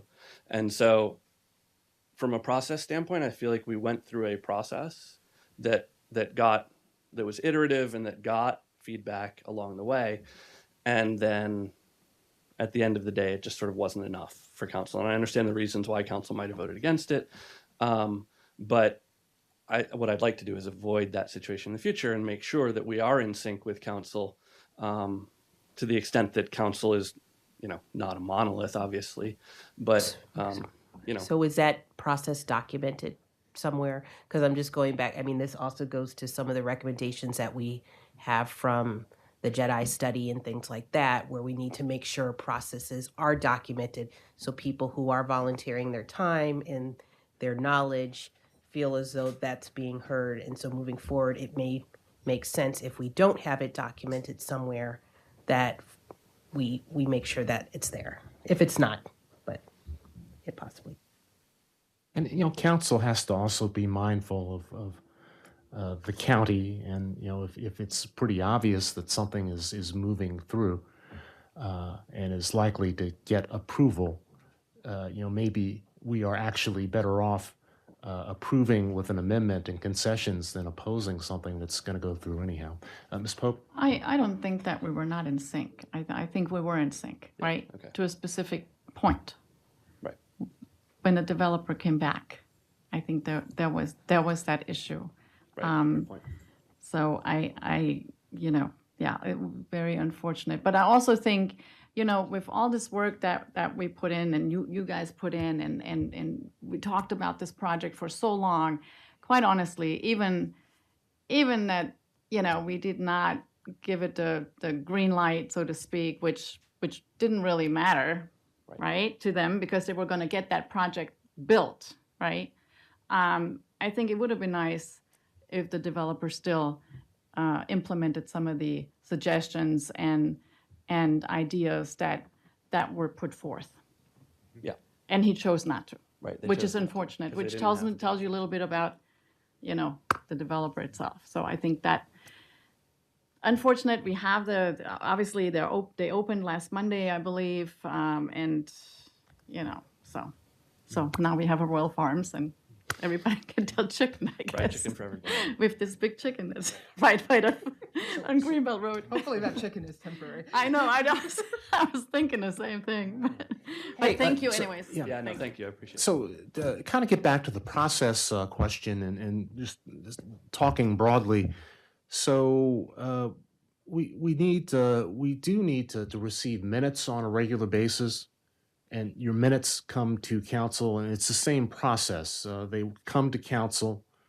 You have to vote on them, so you do have to have a quorum before you can forward minutes, and they're posted on the website, the city website, so people who are not attending meetings can follow what's going on. But council would accept your minutes at a meeting on the consent agenda, generally speaking. And council, I don't think we don't accept minutes. We just accept reports. We don't accept advisory committee minutes. if You don't mean mind, reports? Yeah. I think you're confusing the two things. Okay, I'm just trying to speak in a general sense to everybody in the room. So, minutes, we need minutes. We need your reports. Your reports are accepted. They're not always acted upon. Just as far as attendance is another issue that comes up. And occasionally, if as a chair, if you are having a problem with attendance, as much as council likes to encourage volunteerism, if you make the request that someone be removed because they're not able to attend or participate, council is able to act on that request. So I just wanted to share a couple of things just about the questions that you might have about attendance, about minutes. And we appreciate the fact if you don't have a quorum, you can't vote on approving the minutes, so you can't really forward them. So, but occasionally, sometimes it takes us a long time to actually receive the formal minutes from your advisory boards. Yeah. Thank you for the clarity on the process, Mr. Friedman, for talking a little more about that. Because since so many of us weren't here when all of that happened, I just wanted a little more detail. So thank you for allowing that. And I certainly concur on the quorum issue. If you're having trouble making quorum, we have to deal with that, help you deal with that. So, Right. yeah. Dr. Rosado, did you have a comment? You need to come up, grab the microphone. Stay, Lois, look right there. Didn't the county pass a new law that prevented them from overriding cities when the city did not want certain kinds of developments in their area? Like, I'm not a fan of Royal Farms. Yeah, there was some legislation regarding townhouses. They put a temporary hold on new townhouse construction. That really had to do with a lot of the development that's going out in Bowie and in Laurel. So maybe, that should be part of your legislative agenda, to make sure the county cannot, when we don't want things in our city, they should not have the right to Yeah, Court and get your own zoning and well, planning. it's funny. Funny you should bring that up. I specifically asked that question and asked our municipal council to look into that question of whether or not our ordinances and resolutions and charter are subordinate to the county. That's specifically why I asked that question. So we're pushing back on that, but have we gotten an answer on that? Well, on this particular thing of issue, land use and zoning authority, the county has that authority over all of its municipalities. It's the only county that has that authority. And if Laurel in the county. If we want that authority, Mr. Roberts suggested a strategy, whether we sue for whether the courts can determine do we have the authority to enforce our own zoning and land use authority. The other path. Priorities last year will probably be, it is going to be That's- one of our priorities this That's year. the second path. That's the second path to acquiring that authority, and that is to have the state legislator grant the municipalities that authority. Which is never going to happen, period. The only Well, way on the we're state going to get level, it it's is to possible. fight for it in court. That's the only way we're going to get it, because the county's not giving it to us, the state's not giving it to us. Well, we've been But talking about what it they're for a long doing time. here is really unbelievable, because like I say, in other parts of of our world, counties don't have that authority, and for good reason. You know, go to Pennsylvania, you got the smallest little township that has its own planning and zoning authority. Someone's not coming in there and telling them what they have to do to their community. But that's what we're allowing to be done to us. I think you're oversimplifying the No, issue a I little think bit if you there. look at the history of Prince George's Pretty well aware County, of the history of Prince George's it's a County history of and planning and corrupt zoning across the country. land use decisions. That's what we have in Prince George's County. And unless we're willing to fight against that, we're going to keep getting more of the same. That's all it is. Down to collaborating with our sister jurisdictions, and to the extent that we do that, we have a chance. So, hey, this is a lively discussion. It's getting a little late. Are there any questions or and then I'm going to take this question over here, but is there any additional feedback that you advisory board chairs would like to provide? Questions, concerns? Yeah, grab that microphone. Thinking a little bit more about Councilmember Pompey's question about deer, and point out, we're actually meeting tomorrow, so we can take that back informally. But council also has the option to formally request FHAP to look into it. And if you want to do that, you may also want to consider, my understanding is actually that kind of process would be much better done with a larger scale and have appropriate coordination with, Forest Preserve, city, maybe, adjoining areas like Greenbelt Park and so on. So those would be things to think about. I felt that's priority, like efforts to be put into that. Partnerships matter, big time. So with these reports and minutes, just one thing quickly is, we as council members, our responsibility is to review these minutes and reports and all of the materials that we receive. And most of council does a pretty good job of reading all the materials. Occasionally, a report will slip through you might want to give us a friendly reminder if there is a report or some action that you want council to take. And if it's been quite some time, it never hurts to remind us, please, act on this. Nudge your liaison to. There you go. Yeah, there was a question. Well, just building on the deer thing, it's my understanding that neighboring jurisdictions like Bark and the National Park and Goddard have culling programs, and so it ends up that the GHI Woodlands and Forest Preserve are a reservoir of deer because it's the only area where we're not being culled. Thanks for pointing that out. And Hey, delinquent, I'm supposed to be summarizing a deer exposure report for council. There were technical data on the deer exposure fence study. Love to see that. Yeah.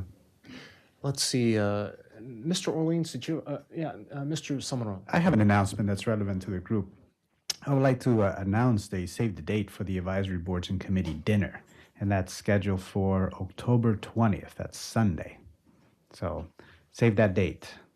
Advisory boards and committee dinner, October 20th, from 5:30 to 8:30.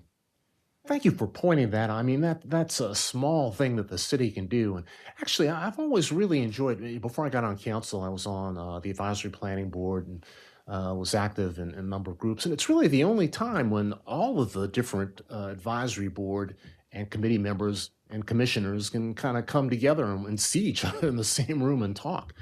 So I hope that you all will be able to come and enjoy a nice meal and fellowship with the other advisory boards, because I think it's really important, that sense of cohesion of the volunteers all sort of working together.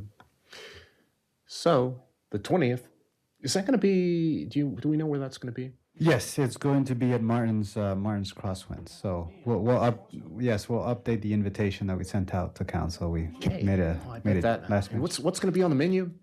We are, the time is 5:30 to 8:30. The menu has yet to be decided. Shania and Bonita are leading a committee to review the menu options, and there's a lot to pick from. So Exploratory. I'll serve on that if you need a tasting consultation. Okay. Hey, I want to open it up for questions. Mr. Orleans, did you have a question?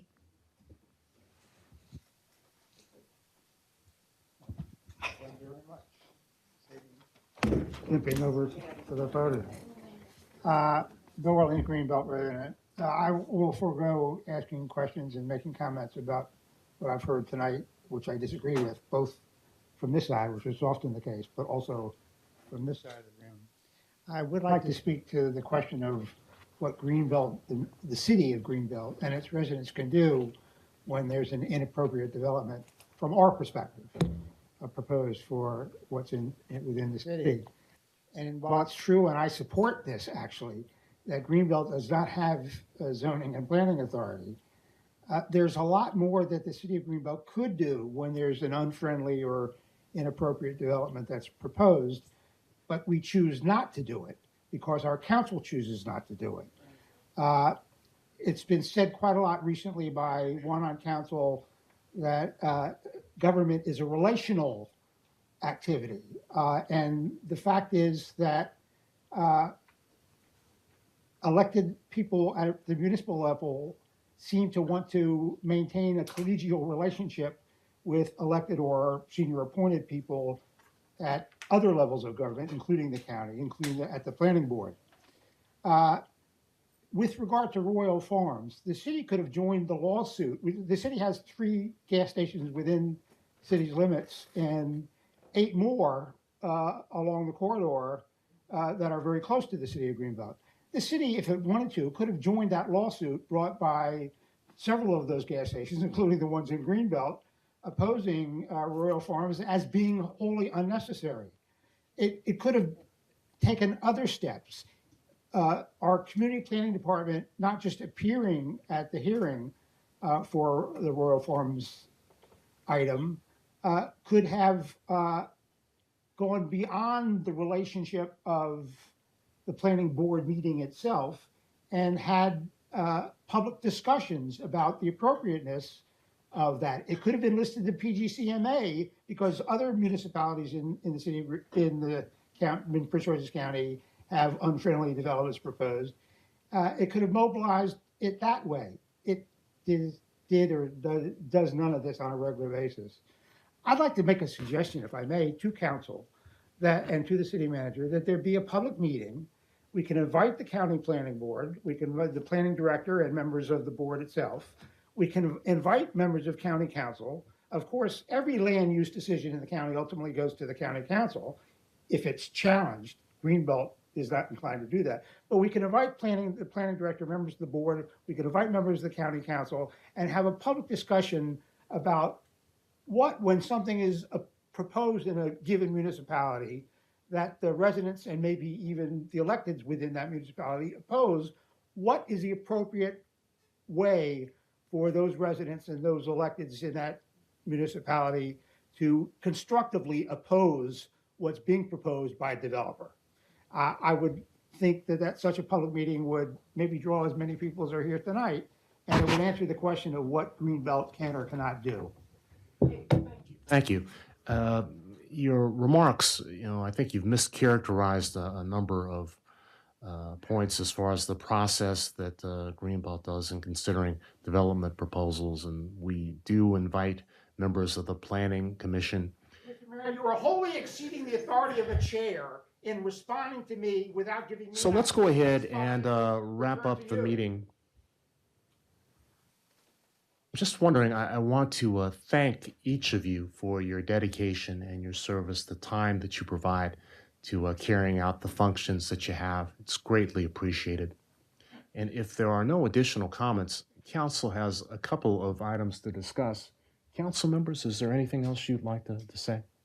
No, thank you very much. Thank No, you. Thank you, thank you, thank you. Thank you all for your work.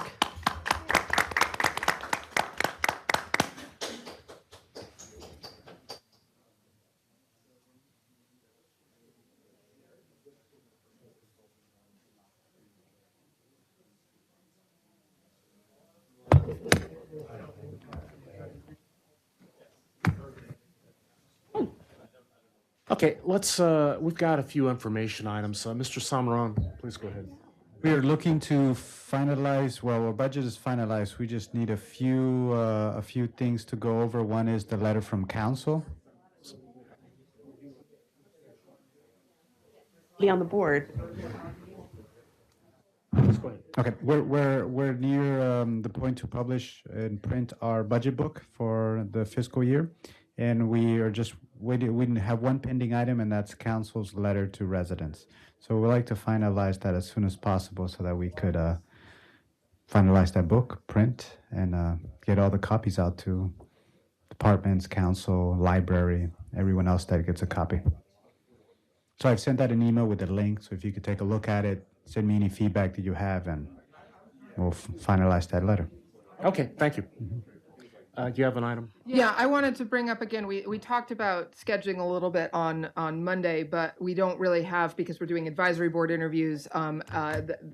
Tonight is the only night before we have the next deadline for the news review. But talking to Josue, it sounds like the fire department is available most Thursdays. We talked about doing a town hall. And I think the sooner we can decide on a date for that and get it advertised in the news review, the better. I think September 12th, we don't have a work session scheduled we don't have anything scheduled on the 11th right now. So I would propose that we do a town hall on the 12th, sort of instead of our Wednesday meeting that week. The fire department isn't available on the Wednesday, so that would be the reasoning. But if that seems agreeable, we could get that in the news review as soon as next week and have it advertised in the news review 2 full weeks before that Thursday, the 12th. So I just wanted to bring that up again because we won't have another chance before the deadline for the news review next week. Thoughts on that timing for a fire department town hall? That's fine by me. Well, it's fine. We won't be able to really figure out whether or not there will be any representatives from the county. And we do have this executive session. I think there's quite a bit to talk about there, but it seems to be council's will that we plow ahead with this town hall without having those discussions. So. Well, we can set the date and then we'll have the discussions. Those are scheduled for Monday. So we can set the date now so that we can start advertising it and then have our discussion on Monday. And then we can also issue the invitation. I mean, again, I don't know how likely it is that Chief Green or any representatives will come, but if we don't set a date, we can't invite them for a particular date. So yeah, we'll have those discussions on Monday. I know that's for the closed session on Monday. I don't see a reason not to schedule the date now and be able to advertise it broadly. The sense that the council wants to go ahead and do this the 12th? We don't make decisions in work sessions.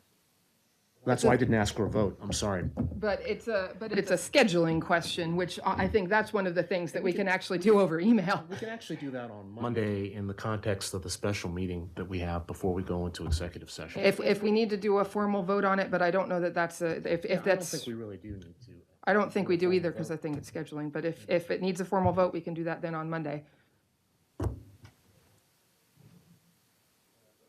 If you want to do it on the 12th, sure. Well, let's just put it down for the 12th. Let's just do it, and then we'll go from there. Because even if we have to cancel, we still have enough time to cancel. We can always cancel, but to put it in and advertise it properly, that's a little bit more difficult. Okay. Let's see. I have one item. Just an email went around about participation in the Labor Day parade. And of course, we're all going to participate in the Labor Day parade. The real question is, how are we going to do that? So I did have a chance to talk with the fire chief and the president of the volunteer fire department. And so the historic antique Greenbelt fire engine is available. So that's the real question. So we just need to kind of confirm that and send that. And also, I guess with the parade, we have to send in a paragraph about what the announcer should say as we pass by. So we should go ahead and do that. So we should CC or send it to Karen Yoho and also Mr. Gelati and Chief Ray. The announcer would love something fun. He says he gets incredibly bored up there repeating the same things year after year, so the wackier the better. Just tasked with writing the wacky statement. You are. Okay. All the fun stuff about Greenbelt, throw it in there. Council, I don't know. Be about fun stuff about Greenbelt or fun stuff about council members? Maybe it's an opportunity for Josue to roast all of us. Oh, that would, yeah, that could be interesting. My evaluation's coming up, so I don't know. Bumped into the president of the Rotary Club. We were talking a little bit about Mr. Capstan Cap and what we could do. And, they have a Peace Day coming up. Is it the 15th or 17th? What's the day of that? I do not remember the date honestly. September? It's in September, I think, yeah. I'm going to suggest, I think we should plant a tree in a prominent location there in Buddy Attic Park. I understand that one of the other Rotary, the founder of the Greenbelt Rotary Club, has a tree dedicated to them there. So that's something we can maybe do in conjunction. But I just wanted, because I know the Rotary Club's probably going to discuss it tomorrow and whatnot. So just want to put it out there. If does that sound like a good idea for council? Planting a tree sounds good. Yes, of course. Okay. Yeah, yeah. Okay. So